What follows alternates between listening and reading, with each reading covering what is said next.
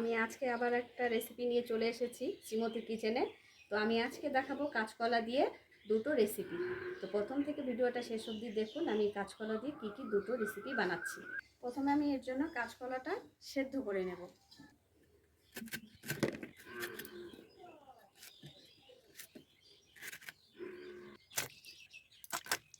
তো কাঁচকলাটা প্রথমে সেদ্ধ করে নেওয়ার জন্য আমি প্রথমে ভালো করে ধুয়ে কেটে নিয়েছি। তারপরে কাঁচকলাগুলো সেদ্ধ করে নেব ভালো করে। তো বন্ধুরা আমার সেদ্ধ হয়ে গেছে, আমি এখন এটা নামিয়ে নেব।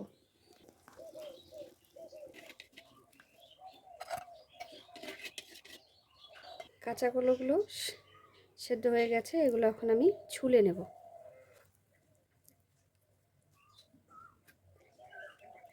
কাঁচাকলাগুলো আলাদা রাখবো আর কাঁচাকলার চোকলাটা আলাদা রাখবো। এটা দিয়েও একটা রেসিপি করে দেখাবো।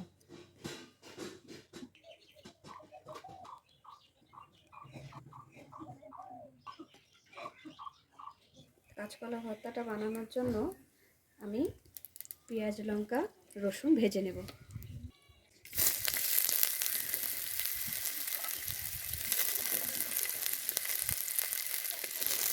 এগুলো আমি ভালো করে ভেজে নেব।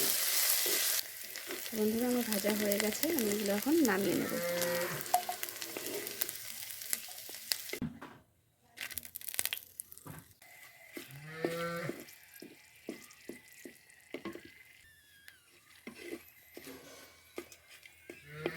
ভাজা হয়ে গেছে না,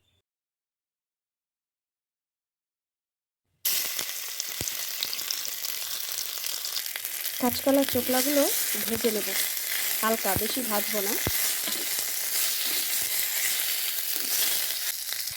দিয়ে দেবো সামান্য কালো জিরে,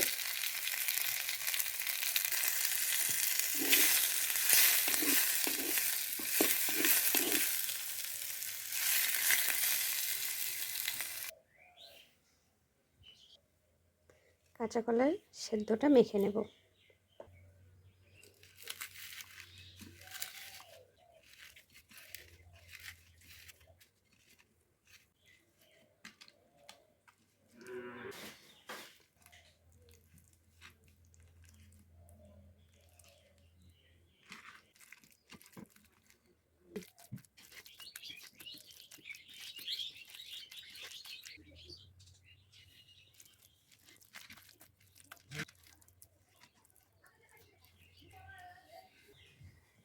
তো কাঁচা কলার চোকলাগুলো আমি ভর্তা বানিয়ে নেব। এখন রসুনগুলো দিয়ে দেব,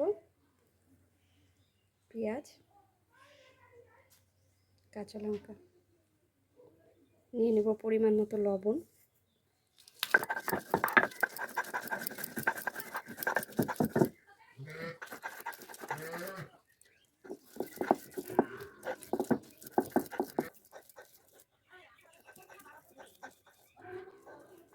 বন্ধুরা এই কাঁচা কলার চোকলার যদি ভর্তা কখনো খেয়ে না থাকেন অবশ্যই বাড়িতে বানিয়ে খাবেন।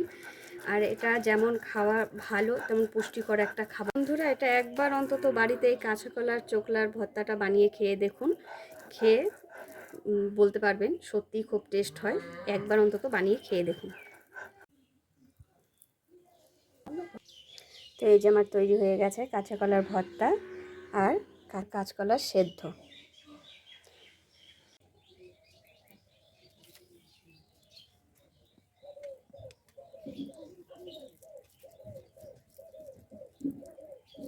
বন্ধুরা আমার এই ভিডিওটা ভালো লাগলে অবশ্যই একটা লাইক কমেন্ট করে যাবেন।